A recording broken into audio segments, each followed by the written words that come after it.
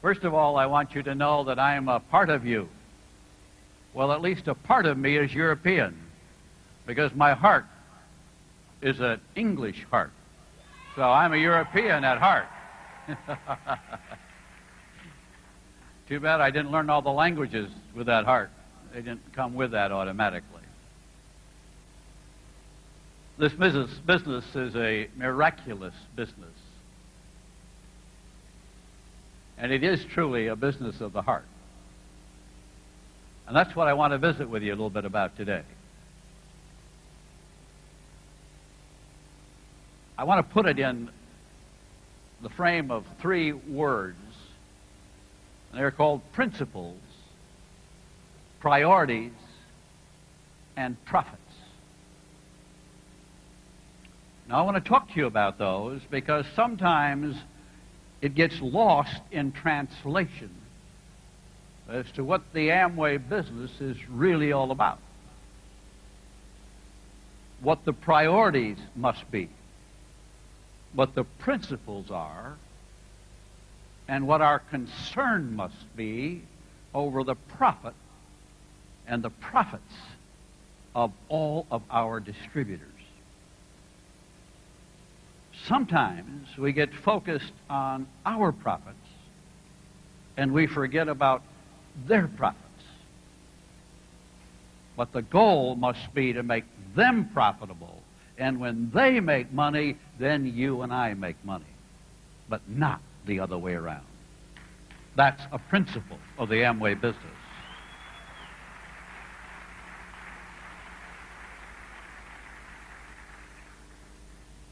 Now, to illustrate all of that, I have to take you back a little bit on what I think are some of the key points. And if you're writing it down, I'll try to go with you, but I'll try to make it clear, okay? So, profits, principles, and priorities will kind of get mixed around in my comments about the plan. Now, first of all, I want to thank you, Europeans, for my heart. A year and a half ago, thereabouts, I received a new heart in London, England.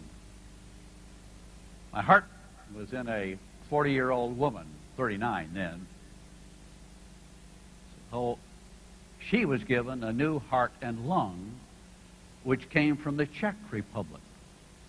And so she was a beneficiary of somebody, and a young man, actually, who was killed in the Czech Republic. And that heart was brought to England, that heart and lung. And when they gave her, because her real problem were her lungs, not her heart, fortunately. But it was an easier operation to give her a heart and lung together as a pair, that works better. So when they gave her a heart and lung, then I was the wonderful recipient of her heart. In a transplant operation, we first of all have to have a blood type match. Then we need a tissue match. Then we need a size match. Then we need a pressure match of what the pressures are in that heart, because my heart had some special demands upon it as it was dying. My heart was only a few months from being totally gone. My doctors told me it was the worst heart they ever took out of anybody in England. So my heart was not very well, and I was not destined to live very long. But the Lord gave me a new heart. You got to understand the miracle. And not only did it, all these other things have to match, but it had to be a heart that nobody in the United Kingdom could use at that time. That was the final test of it. And if nobody else there could use it, then I could have it as a foreigner. And so I was given this heart and given new life. I don't know sometimes why God does that.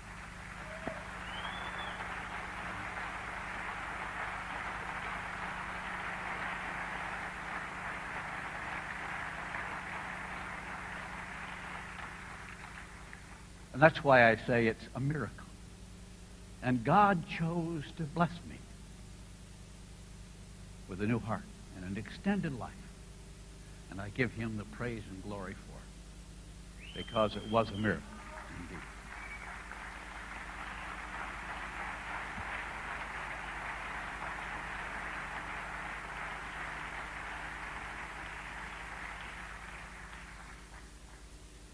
But that's only the first miracle in my life. My life's been a series of miracles, not the least of which is getting to be with you and to know you. But we've been at this 50 years, Jay and I. 10 years, we just sold Nutrilite. And then 40 years ago, we began Amway, another miracle. 2 miracles. One, we got in the nutrition business when everybody ridiculed it and said, who needs vitamins anyway? And we began to sell vitamins when everybody laughed. We used to train ourselves in how to overcome the objection of the doctors who ridiculed vitamins and said, you don't need them. Today we all know we all need them. And it's an accepted scientific fact. But the miracle was that Jay and I got into it at that early stage and became a pioneer in it. The next miracle was when we began the Amway plan, because that was a miraculous series of events that only God could have brought into being. And that's why it's so precious to me, and that's why I'm so concerned about how it's treated and how it's operated. Well, let me just take down a few simple steps for you. David was talking to you a little bit about products, the quality of the product. But as an old-timer, I want to take you back to when it began, because there are all sorts of imitators who come out today with products. But we weren't content with just a product. We were content with making that product so that we could control it from beginning to end. Most of our competitors do not make their own things. They just find some supplier and they go buy it. And they have no real commitment to it. Most of them have no research behind it. They have no continuity to it. But you must understand that when we started, we didn't go out and buy it. We began to manufacture in the very early days because we wanted to have a continual supply to this organization, and we didn't have somebody else making our product in another place, selling it everywhere else. If we were going to have an exclusive product, then we had to be making it. And so while we filled our bottles by hand and stuck our labels on by hand, the product we brought to our early people was a product designed and created exclusively for this business. And that continues to this day. And sometimes in our haste to recruit and talk about the money in the business, you must understand from early days the concern was that I don't care how many people you recruit, if you don't have a quality product behind it, you will fail. And you can count on it. You must have a product that you can stand behind and be proud of. And that's why we have hundreds of research people who work on our products every day. And then we moved out from a product standpoint when ever a better idea came along or a product line being offered, we just began to offer it. And so our line got broad as it is today to serve every conceivable market that you might like to work in. So products are foundational to this business. It's a principle that we deliver to you quality products. Unusual products, products with distinctive features, so that you and you alone can offer them. That was what we set out to do in the beginning. Now, sometimes we forget about products. But I can only assure you that unless you are moving merchandise on a consistent basis, which all of you are, you can't survive just on recruiting. The product is the foundation on which you stand. Don't underestimate it, and don't ignore it. You can get away with it sometime for a while, but not in the long run. When Jay and I began, we had a little different plan when we started with Nutrilite. We were required to get 25 customers to earn the privilege of sponsorship. I know that's not a rule in Amway because we wanted to help you recruit more quickly. But in that process of helping you recruit more quickly, we slid over the product side and we slid over the customer side to where many of you are not as familiar with the products as you ought to be.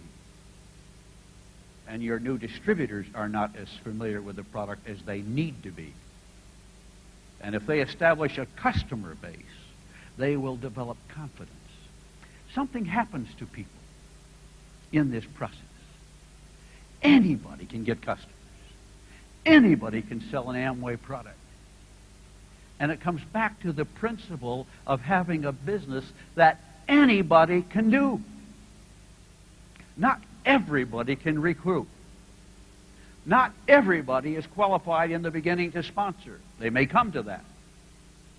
But the principle of Amway was that anybody can get in this business and anybody can do it, and we're going to offer products that everybody uses every day so you have a repeat business. We argued about those things for years in the beginning. The importance of products that were consumed. And so the foundation of Amway is built on products that are used every day, and that next month you need some more. So that you have a repeat business. So it's an ongoing business. A lot of your competitors never thought about it. They don't even care about it. But that was the foundation on this business. To have a repeat sale item that anybody can use. And that everybody uses. And anybody, because it's easy, can sell it. And say, if you don't like it, give it back. Pretty good guarantee. But you need to focus the attention of your organizations on getting customers. Because even a new beginning distributor who's fearful and afraid can do that. And once he develops a little confidence doing that, then he can begin to sponsor.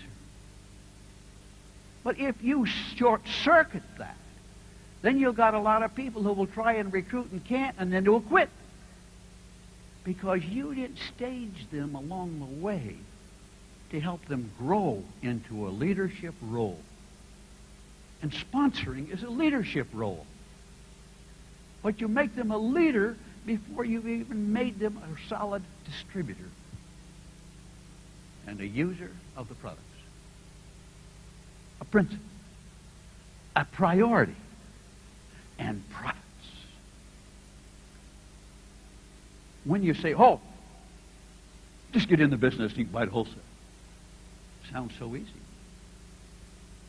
And so you just give away the basic profit, that's all. Is that not important? Do you just sell everything at wholesale? To where there's no margin left for that person? That's where the profits are in those early stages. And our goal is to what? To help our people make profits. And that's the immediate first level where they can make money. And they can make it quick and easy. And after they do that a little while, they say, you know, this stuff is really good. And then pretty soon they get proud of their product instead of saying, oh, buy it wholesale. As if they're afraid to retail it. So products are the foundation and the principle in which this business was founded. This company spends millions and millions of dollars to research and get you the very finest products in the world. So you can be proud of it. And anybody can build on it. That's what your business is made of. Now the second thing is a part of the first. Or the second thing. Because it revolves around our whole system of bringing distributors in to this business. And you see, we get down to what we call renewal.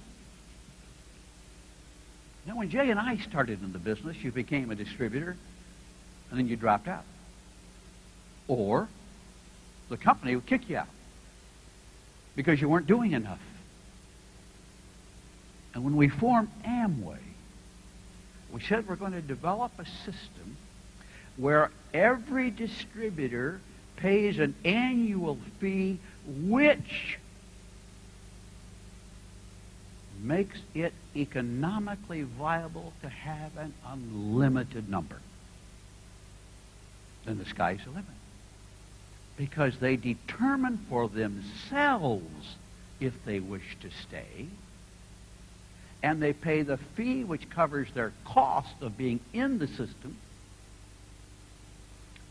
and that opened the doors of heaven almost, so that we could expand forever to the millions, because having them on the rolls didn't eat up the overhead of keeping them on the computer and sending them on Amazon. I know you've never thought about that. You had real reason to think about that. Those are just things that were laid before you, but they're a principle of the business which permits unlimited growth. Without that, you couldn't do what you're doing. Without the computer, we couldn't do what we're doing.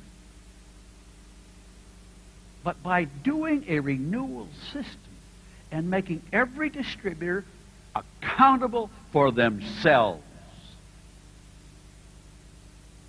it isn't up to you to decide where they want to stay or where they want to get out or where they get in. That's their business. That's their choice, and they're going to have to live with the consequences. Very important principle in the beginning, because it puts responsibility on the individual, not on somebody so-called up the line or some boss. Everybody has an individual responsibility. And when you begin to teach that from the earliest days that you're involved in this business, it's your business. I hear us talk about how well the company did. The company does nothing. It's only what you did, and all we do is add it up. We are nothing more than the counter of everything else you have accomplished.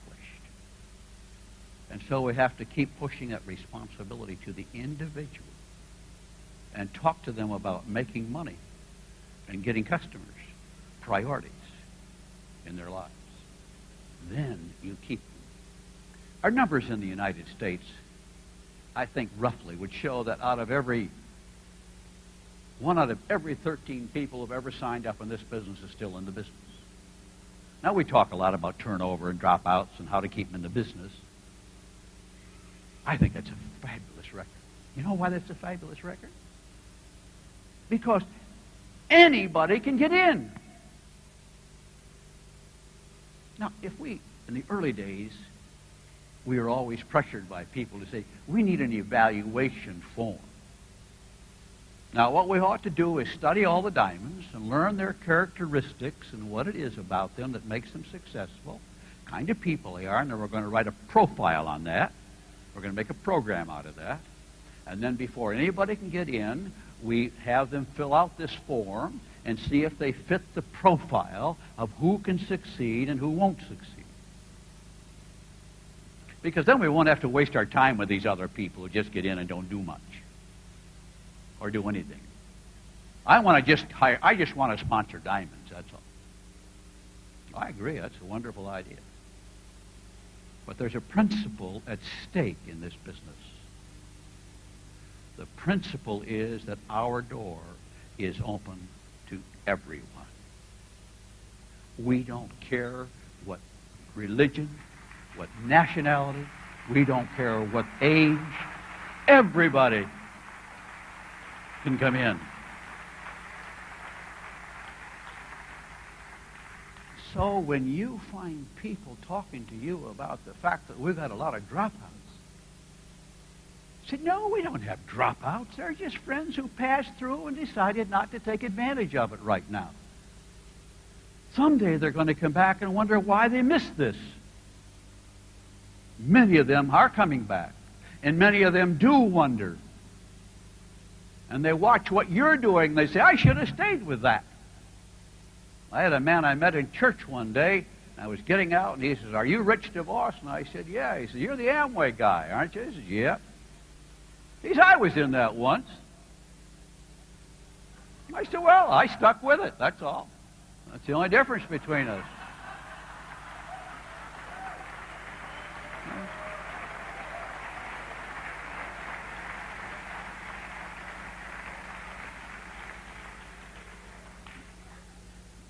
This is such an important principle, and I know it's old stuff maybe to you, but I think it's all new.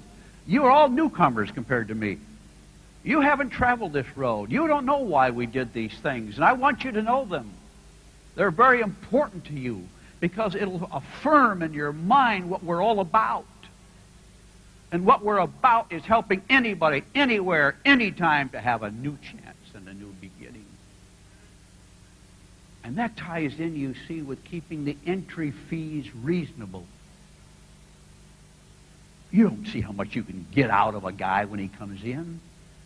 You bring him in with the minimum, not the maximum.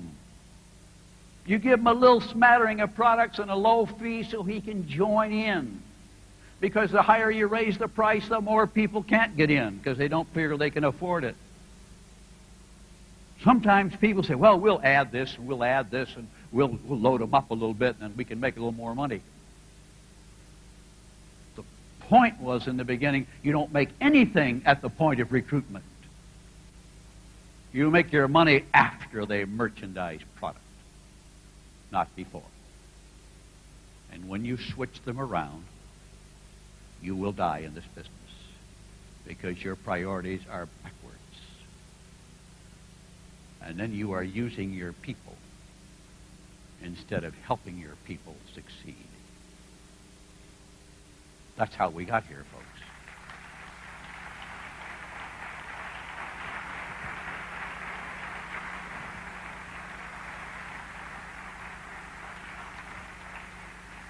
Now, since you're all relatively new in the business, and I know some of you are high performers and great achievers, and a few of you around have been around a long time here, but most of you are relatively new compared to the beginnings, which I'm trying to share with you.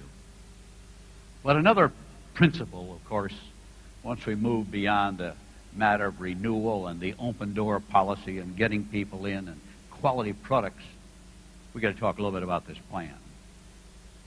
Because while you know how to explain the plan and you know what the plan does and doesn't do, you don't always know how it got there.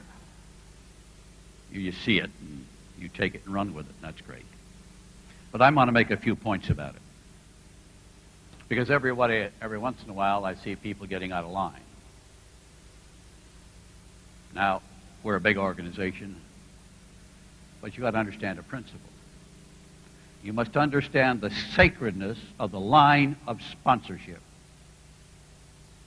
It's a very important element in this business.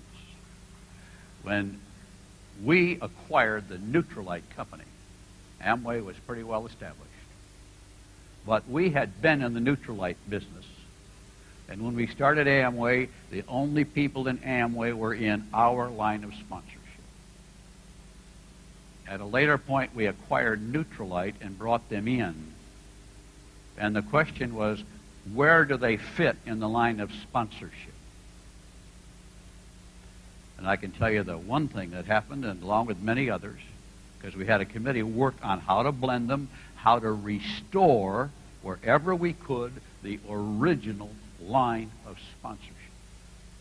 And one of the things we did was we placed our sponsor, who we now, Amway's up and running, and we're going, and he's out here still peddling Neutralite. We can bring him in under us so we get another leg. No. He came in and we placed him above us because he got us into this plan in the first place.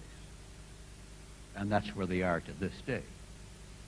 They have been dead now, both of them, for about 25 years.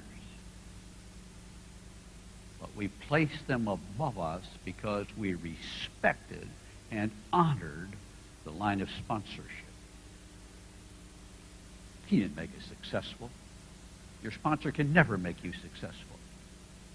They can assist you, they can guide you, they can train you. But if any sponsor thinks they know how to make people successful, then every person they have personally brought in will be successful. And I don't know anybody that does that. Success is done by you. Take credit for it. Be proud of it. You can be proud of your uplines for all they've done for you, just like you're grateful to your parents. But your parents can't make you successful either. Only you can make you successful. And you are here today because you took the ball and ran with it. You are a source and a beneficiary of your own decisions to take charge of your life. Now, that all gets through with this whole plan thing of protecting the line. Now, our sponsor, I checked the other day, and they, as I say, it's an X on the big chart of them in the line. But from the business Jay and I started, they are in that line.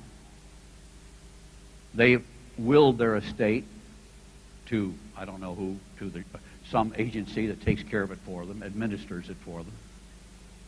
It goes to uncles and nieces and cousins and aunts and whoever they divided it up with.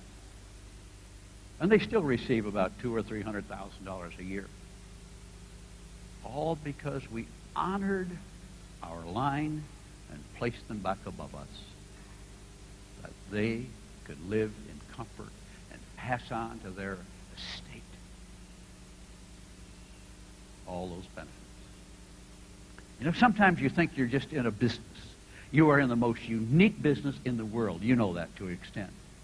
But it isn't until you see the generations go on and people pass on that you realize how magnificent this thing is. How that passes on to children, to grandchildren. Your inheritance will live way beyond you. That's hard to think about when you're starting and when you're young. But as the businesses mature, and you see those things happening, and you see second and third generation children taking charge of their business like Dick and Steve and Dave and Doug are doing here, then you realize that things move on. And if we're going to continue, then that's got to be able to move on. And this business has it all built in. It doesn't expire when you expire, which is virtually true with every job, every opportunity you've ever heard of. I don't know any others except copycats of ours who may have tried to emulate it. But it all began here. And it is one of the most powerful things you have to offer, and one of the greatest security things you have, because it does not only apply if you die. It applies if you're sick and unable to work. It still goes on. And that's what appeals to a lot of people about this business, who it depends, if they don't go to work, their income stops. That's true with doctors. That's true with most lawyers. A lot of professional people. But in this business, income keeps coming out of your organization, even if you can't go to work. You know, Jay and I, when we started all this, because it involves the pass-through system, the ability to take some income all the way from the bottom and move it all the way up through a line of sponsorship, with each person taking out of it in proportion to what he puts into it. Unreal. Unreal. Impossible without a computer.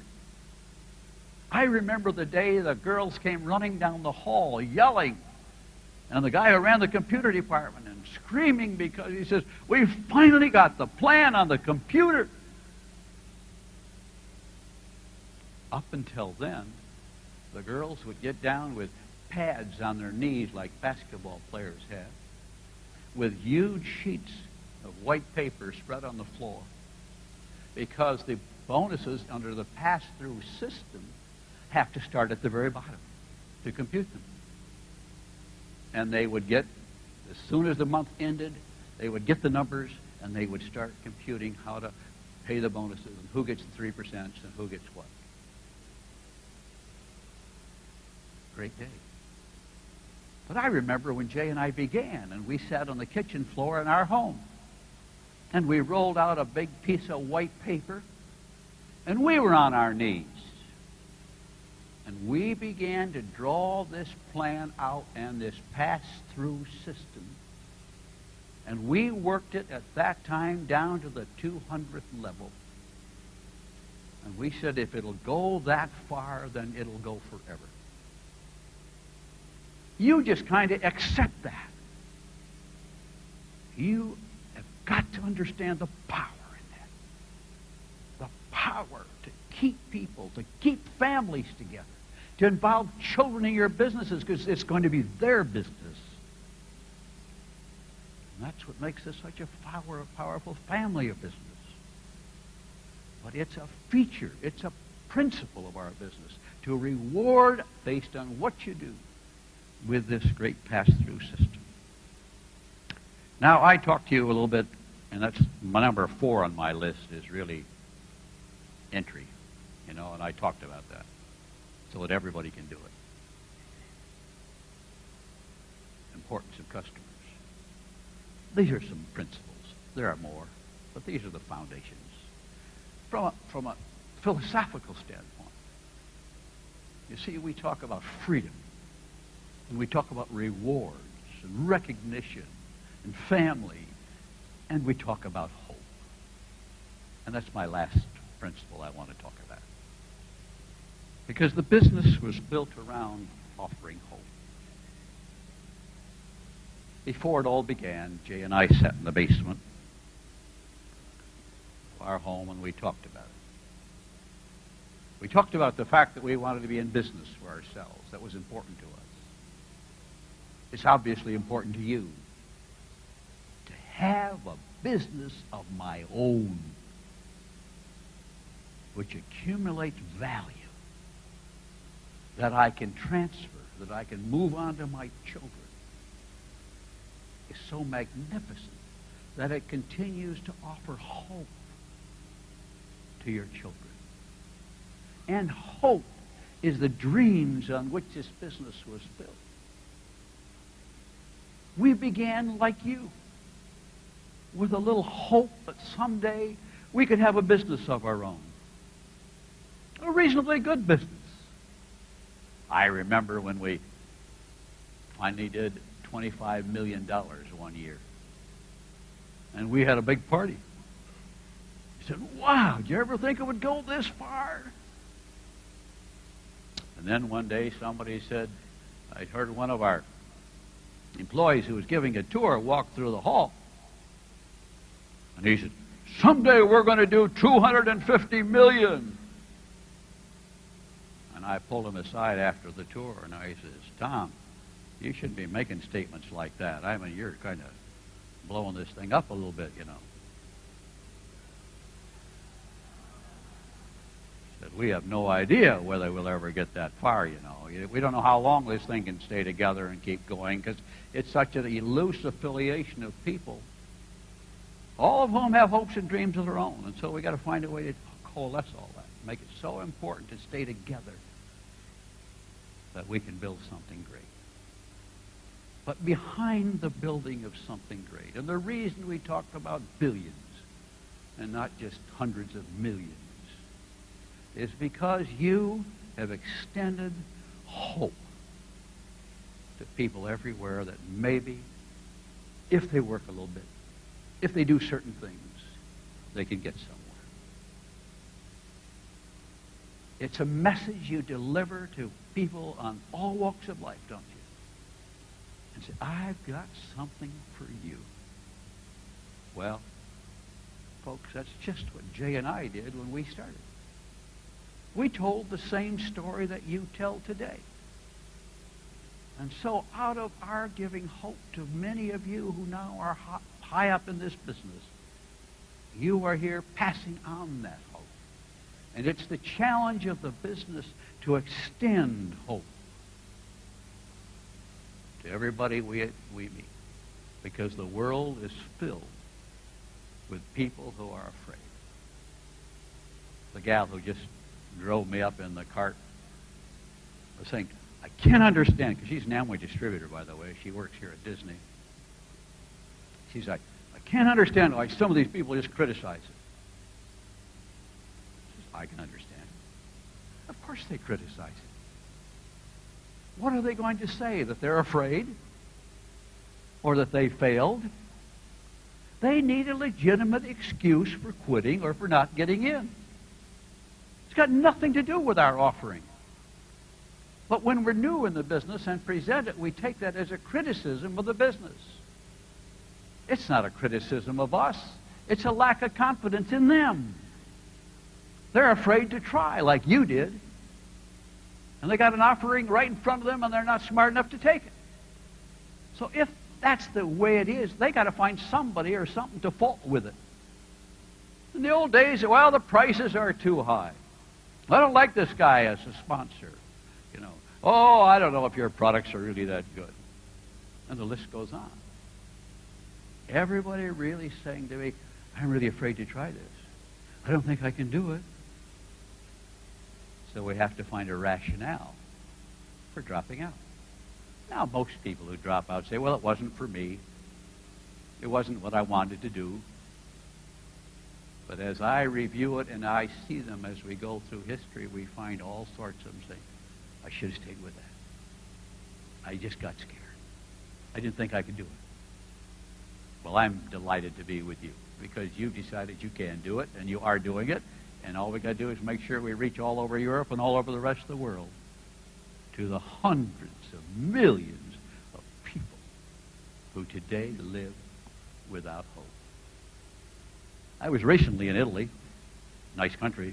Ever been, anybody here from Italy? Oh! I got a nice boat I just got out of Italy, by the way. I love the things you do in Italy. Then I was in Greece recently, so we had a nice time over there. And then I dropped in on Turkey. We had a nice little visit in Turkey. So we love your countries and all that. But I want to go back to Italy, only because that's where the story began. And I had a guest on my boat. He was one of the top admirals in the United States Navy.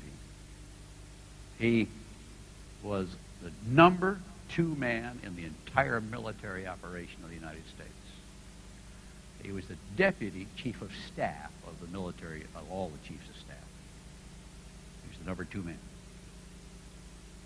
And we were visiting together, and he was telling me a story when he was head of NATO and the 6th U.S. Navy fleet based in Naples, Italy. And he said when the Berlin Wall fell down and the doors began to open to that wonderful part of the world that we're now exploring as well and discovering as well. He said, I decided to take the big Navy ship I had and go into the Black Sea where we hadn't been in 50 years. And suddenly it opened. So he said we went into the Black Sea and we made several stops in Russia and other places.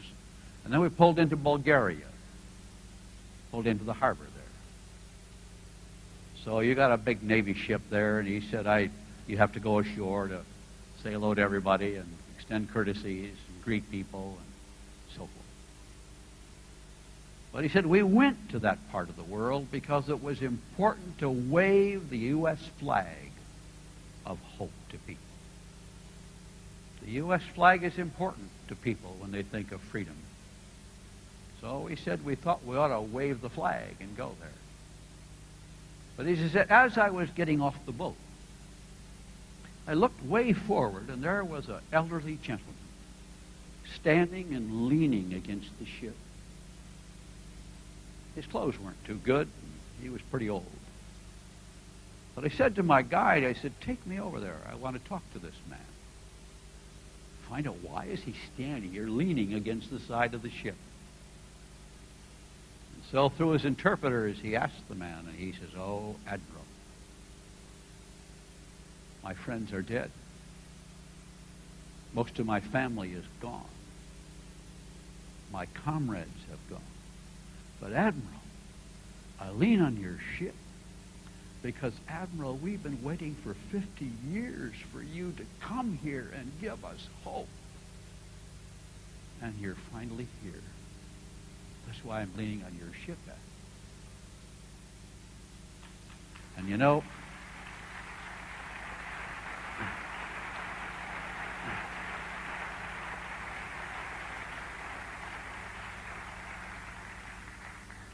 as the Admiral told me the story, I thought about the Amway business and how we wave that flag of Amway, which is really a flag of hope everywhere we go.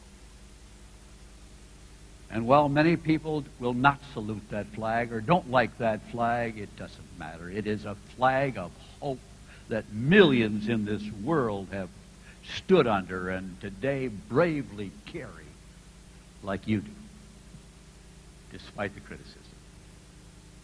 And that's our calling. When Jay and I sat in the basement, we said this business needs a cause. When we sell Neutralite, our cause is to help people feel better. But our cause in the Amway business is to give people hope. This was not an accident. This was by design that we did this. We said, we're going to offer hope. That's our cause. To people who have given up hope, who are locked into a job they don't like, or frustrated with their boss, or just aren't getting ahead, or don't have the education they should have, or whatever. We're going to give hope to all of them. We're going to open our doors and our arms wide.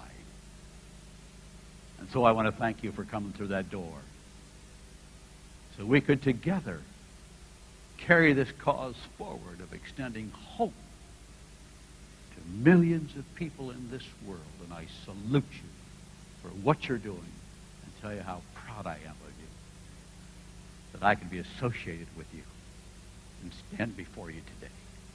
Thank you, everybody.